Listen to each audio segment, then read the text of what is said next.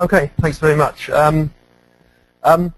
Someone earlier said a presentation was now for something completely different. Well, this is now for something completely different. Spoke to Jim previously about this, and I said, why don't I come talk about PSP? Because no one will have heard of it before. And I'm guessing probably most of you have never heard of it, or maybe you've heard of it but don't know. So a quick show of hands. Has anyone come across either the team software process or the personal software process? More than I expected. So for those online, we had about 5 hands go up out of everyone in the room. There were more than 5 people still here, by the way, for those of you online, which is a good sign. They haven't all just walked out.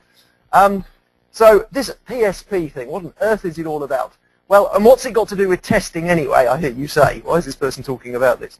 I could have subtitled this presentation, How to Get Your Stuff Right so that when you come to test it, it works first time and you can all go home early.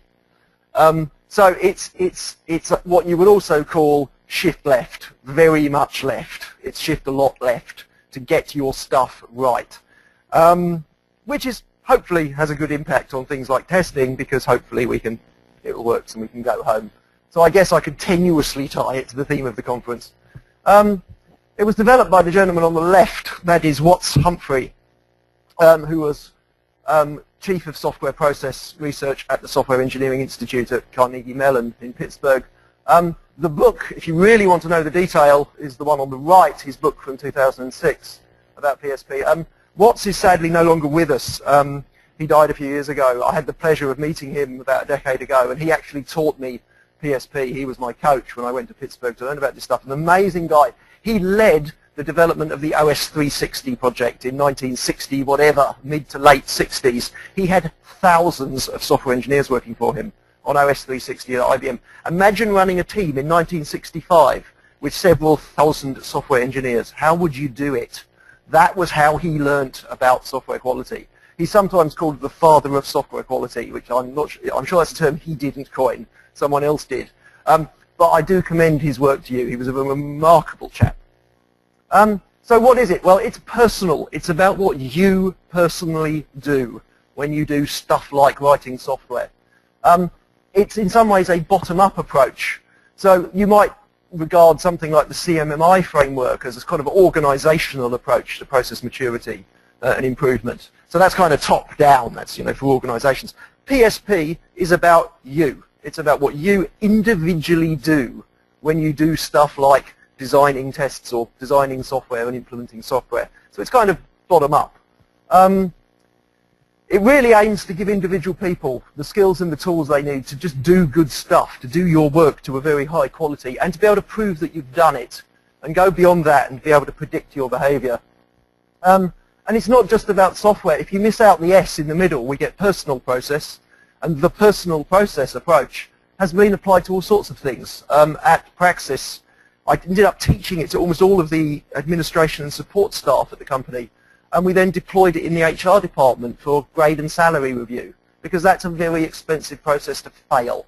When people get annoyed because their grade review, they don't like it and they appeal. That's a very, very expensive, painful process. We also applied it to financial control in the company, things like month-end project reporting and invoicing. Invoicing customers is expensive if you get it wrong. There's a nice measure you can use to measure the effectiveness of your invoicing process. It's called DSO. Anyone heard of DSO?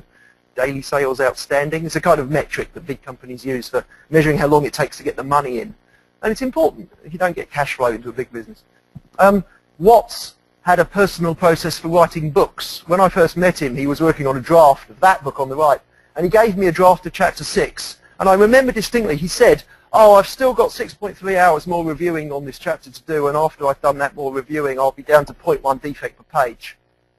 I said, what? And he said, oh yeah, I know my data.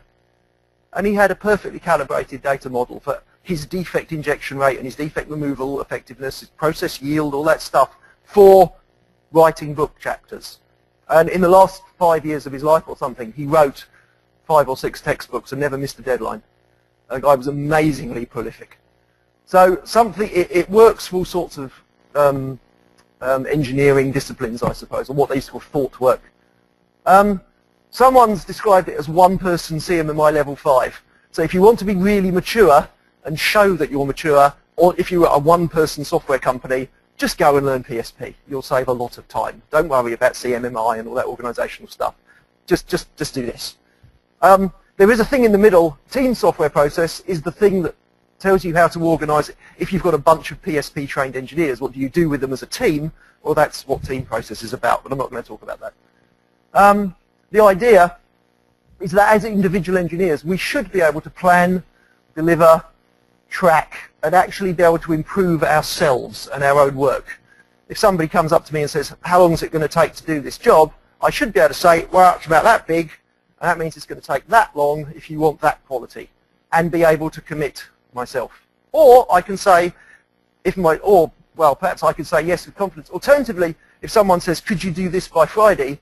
I want to be able to say no, but actually have some numbers to say no and not be bullied into saying, oh yeah, I'll do it by Friday, and then having to work lots of overtime or stay up or come in on the weekend or something. Or I want to be able to say no, but you could have 7 out of 10 user stories by Friday at that level of quality and trade, functionality for time or whatever in a mature way, rather than just being bullied. We do see a lot of bullying and victim culture in software teams where, without any data to back them up, software teams are just bullied into taking on delivery commitments that they can't meet. And it's just not a very mature way of running a business. And the idea is also, by using data, we learn from experience, and hopefully we end up with data not at a team level, but literally at a personal level. You end up with data which you can use to predict things like your productivity, the quality of what you're doing, and so on. Just like Watts said, he knew what his defect rate would be after he'd done a certain amount of reviewing. He knew that if he rushed his review, he wouldn't hit the defect density that he needed to hit to produce a good book. That kind of maturity is basically all built on just gathering data properly.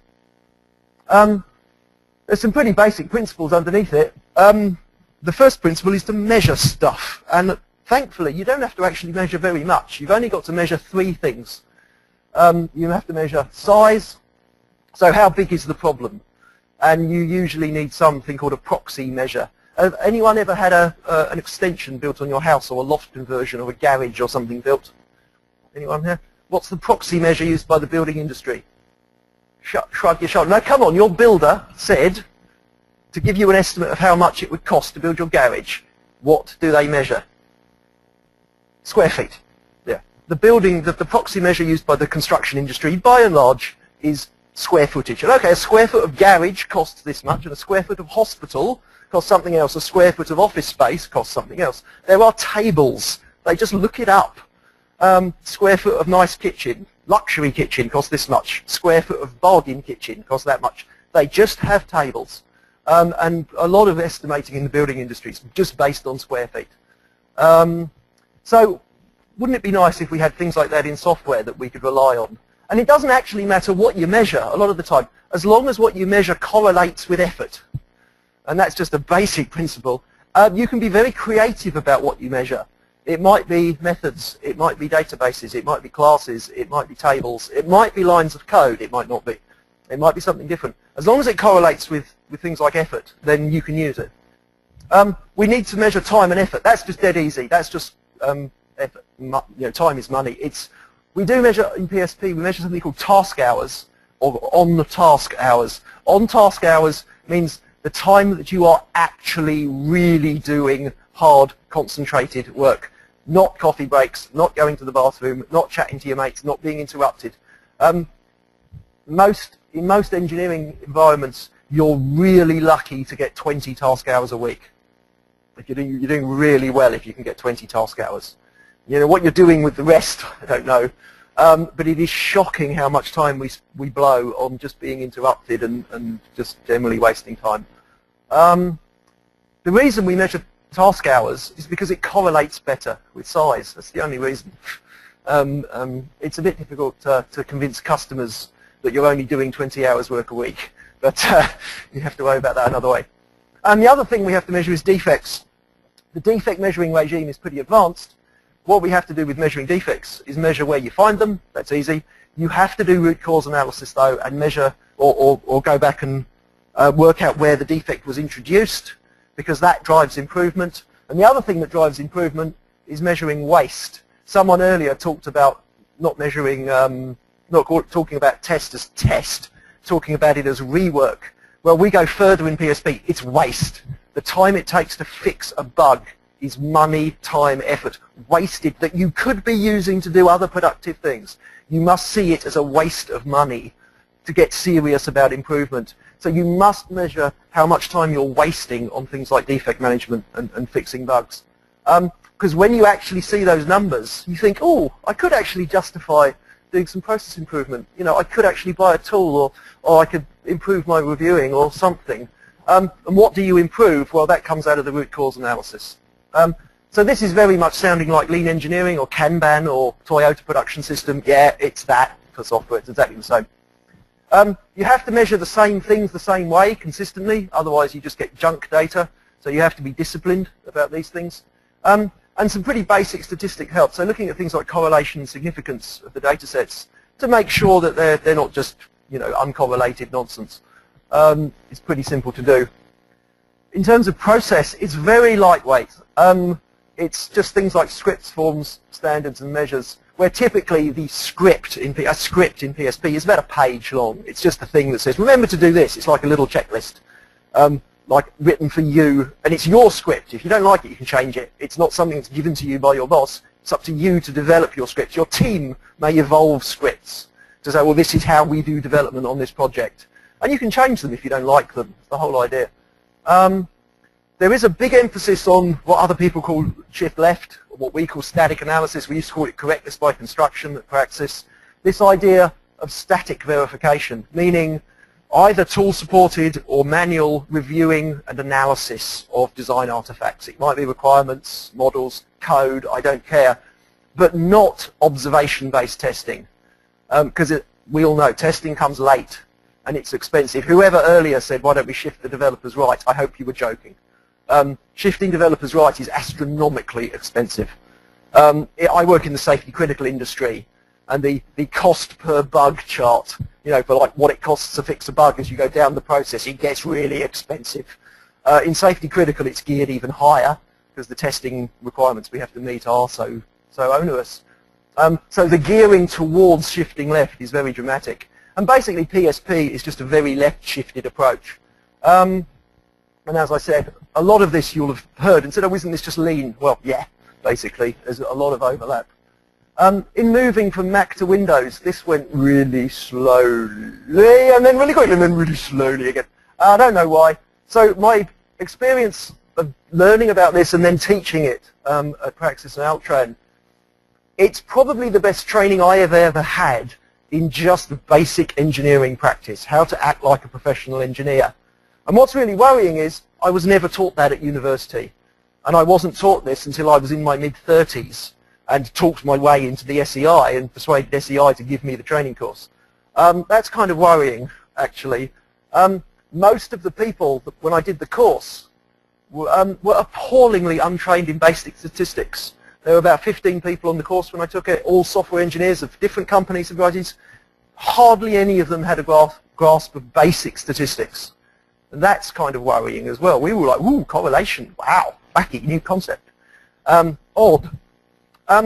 Good news is it really works. One of the things you learn is when you actually start to measure your behavior at writing software, you actually look how many defects you really actually do inject when you write code. And you actually start to log all those defects and measure how much time you're wasting. Guess what? You're nowhere near as good as you think you are. Nobody is as good as they think they are. Everyone likes to think they're a good programmer, right? Wrong, you're all crap. You all inject between 20 and 100 defects per K-log, almost regardless of programming language and technical approach and experience. About 1 in 10. You know, I have trouble writing 10 lines of code without making a mistake. Most people are in that ballpark. No one is as good as they think you are, and everybody can improve. Even the real superstars can improve. We've described it as a talent normalization facility, this kind of process. The people who aren't so naturally skilled are given the tools to improve. The gurus are forced to write code that, God forbid, other people can understand and maintain and test, which is kind of a good thing as well. This is another important thing. At Praxis, we spent the best part of 20 years trying to persuade organizations to shift left and deploy this kind of technology and high-end, formal methods and static analysis and all this stuff. And we've spent 20 years hearing companies saying, oh, well, that wouldn't work for us, we're special, oh, we couldn't do that because we're not blah, blah, whatever. Great thing about PSP is that your behavior is staring you in the face in the form of a spreadsheet and some numbers and some graphs. You can't say it wouldn't work for me because it is you. Your own behavior, by the way, you have to write programs on this course. It's great. You get lectures in the mornings. And every afternoon you have to write code and actually measure how you do and actually put it into practice. And you collect the data, and then this spreadsheet starts to appear showing you how many mistakes you're making and what it's costing you and all this kind of stuff. It's impossible to deny, basically, because it's you collecting this material. I've already said this, most engineers are appallingly untrained in stats, which is worrying. One interesting thing is PSP is technology neutral, which is a great thing about it. It can be used by pretty much anyone working in any environment. It doesn't say anything about things like programming languages or testing approach or should you be agile or not agile or something else. It's technology and process completely neutral. But that means it missed some stuff that we thought was really obvious. So coming from a background of critical embedded systems work, we'd got very advanced at Praxis with the use of very high-end static analysis and verification. So stuff like deploying theorem proving on our programs and model checking so that we can guarantee programs don't have stupid mistakes in them. We'd got very advanced with that, and Watts Humphrey had never heard of it. His impression of static analysis was, oh yeah, those tools are crap, they miss loads of bugs and they just have loads of false alarms. And I just said to Watts, no mate, you're way behind what we can do. So I showed him and he was like, ooh. So things like Spark that I used, things like MISRA C, so adopting a more disciplined approach and a left-shifted verification approach using tooling fits with PSP and gears it up even more. That's pretty cool. If you do want to find out more, I can't really tell you any more than that because I'm over time and I was only aiming for 20 minutes anyway. If you want to find out more, this book, this is Watts' shortest book, the Winning with Software book. This is less than 100 pages. So this gives you the high-level kind of business case for adoption of this kind of discipline. This is the book that you should read and then give to your boss, and then give to their boss and see how high up the food chain at your company you can get this book. This is the book that your finance director should read. This is the book that tells you why you should be investing in software tooling, like the hardware engineers learnt 20 years ago, hardware people 20 years ago, learnt that taping out a piece of silicon design with a bug in it's really expensive if you go off and fab loads of silicon. So they invested heavily in verification technology. Well, it's about time we did that for software. So this is the book for your finance director. If you want a more entertaining read and nothing about software, you have to read this book with an amazing overlap. This is PSP for medicine, called The Checklist Manifesto. Has anyone read this? It's good, isn't it? Yeah, you should give this to all your software developers, all of them, and their bosses, and all your testers. This is a book about how surgeons get it right. How do surgeons do what they do? Phenomenally complicated job. All sorts of interesting failure modes in surgery as well. This is a book about how surgeons get it right with a slight diversion into things like aviation and building as well. And interestingly, just simple things like checklists do an amazing, can make an amazing amount of difference. I've managed to be alive for 45 years without ever having a general anesthetic. And after reading this book, I plan to stay that way. Thank you very much. So watch out, read Checklist Manifesto. It is a really rather wonderful thing.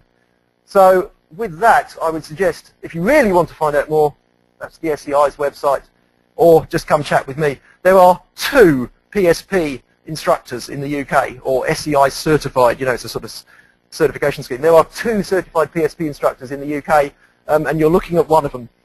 And the other one's in Bath, still. So come talk to me about it if you're interested, and I can point you at more information. That's it. Thank you very much.